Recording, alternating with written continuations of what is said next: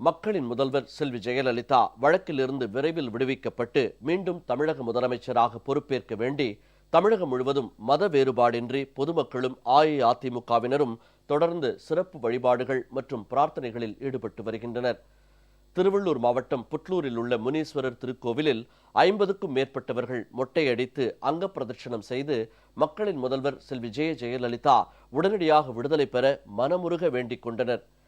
கடலூர் கிழக்கு மாவட்டம் விருத்தாச்சலத்தை அடுத்த பவழங்குடியில் அமைந்துள்ள அங்காளம்மன் கோவிலில் மக்களின் முதல்வர் செல்வி ஜெயலலிதா விரைவில் வழக்கிலிருந்து விடுதலை பெற வேண்டி சிறப்பு யாகமும் கூட்டு பிரார்த்தனையும் நடைபெற்றது. அம்மா அவர்கள் எல்லா நலத்தோடும் உடல் நலத்தோடும் உடனடியாக வெளிவந்து மீண்டும் முதல்வராகி இந்த நாட்டுக்கு ஆக வேண்டிய செய்து வந்த பணியை தொடர்ந்து செய்வார்கள். கடலூர் மேற்கு மாவட்ட இளைஞர் மற்றும் இளம்பெண்கள் பாசறை சார்பில் மக்களின் முதல்வர் செல்வி ஜெயலலிதா விடுதலை பெற வேண்டி காட்டுமன்னார் கோவிலில் உள்ள பிரசித்தி பெற்ற ஸ்ரீ வீரநாராயண பெருமாள் கோவிலில் கூட்டு பிரார்த்தனை நடைபெற்றது. இதில் கழக தொண்டர்கள் உட்பட ஏராளமானோர் கலந்து கொண்டனர். திருச்சி மாநகர் மாவட்ட அஇஅதிமுக சார்பில் திருச்சி பெரிய கடை வீதியில் உள்ள பிரசித்தி பெற்ற பைரவர் ஆலயத்தில் மக்களின் முதல்வர் செல்வி ஜெயலலிதா விரைவில் விடுதலை பெற வேண்டி சிறப்பு வழிபாடு நடைபெற்றது. இதில் திரளான அஇஅதிமுகவினரும் பொதுமக்களும் பங்கேற்றனர். இதேபோல் திருச்சி மாநகர் மாவட்ட இளைஞர் பாசறை மற்றும் இளம்பெண்கள் பாசறை சார்பில் பாலக்கரையில் உள்ள துர்க்கை அம்மன் ஆலயத்தில் நடைபெற்ற சிறப்பு வழிபாட்டில் கழக தொண்டர்கள் உட்பட ஏராளமானோர் கலந்து கொண்டனர்.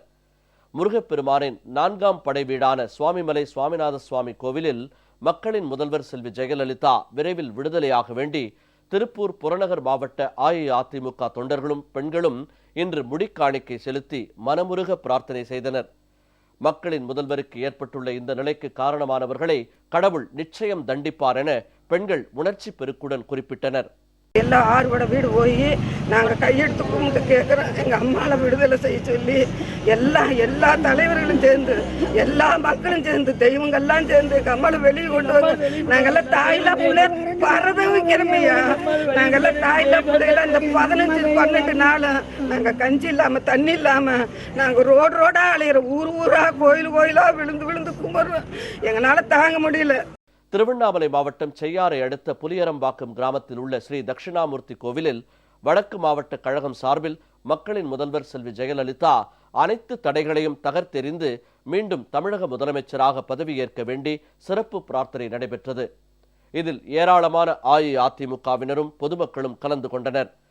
தேனி மாவட்டம் பெரியகுளத்தில் உள்ள ராஜகாளியம்மன் திருக்கோவிலில் மக்களின் முதல்வர் செல்வி ஜெயலலிதா விரைவில் விடுதலையாகி மீண்டும் தமிழக முதலமைச்சராக பதவியேற்க வேண்டி திருவிளக்கு பூஜையும் அம்மனுக்கு சிறப்பு அலங்கார அபிஷேகமும் நடைபெற்றது. கோபிச்செட்டிப்பாளையம் நகர அஇஅதிமுக சார்பில் வள்ளியம்மன் கோவில் மேடு பகுதியில் உள்ள சரோ தேவாலயத்தில் மக்களின் முதல்வர் செல்வி ஜெயலலிதா வழக்கிலிருந்து விடுதலை பெற வேண்டி மெழுகுவர்த்தி ஏந்தி சிறப்பு பிரார்த்தனை நடைபெற்றது. மக்களின் முதல்வர் செல்வி ஜெயலலிதா வழக்கிலிருந்து மீண்டு வர வேண்டி தூத்துக்குடி நகர அஇஅதிமுக சார்பில் மாநகராட்சியின் 60 வார்டுகளில் உள்ள தேவாலயங்கள், பள்ளிவாசல்கள் மற்றும் இந்து ஆலயங்களில் பிரார்த்தனை, தொழுகை மற்றும் பூஜைகள் நடைபெற்றன. இதேபோல் கோவில்பட்டியை அடுத்த கழுகுமலையில் உள்ள கழுகாச்சலமூர்த்தி திருக்கோவிலில் ருத்ர ஜெய யாகம் நடைபெற்றது. கழுகுமலை முருகனை மனமுருக வேண்டுறோம்.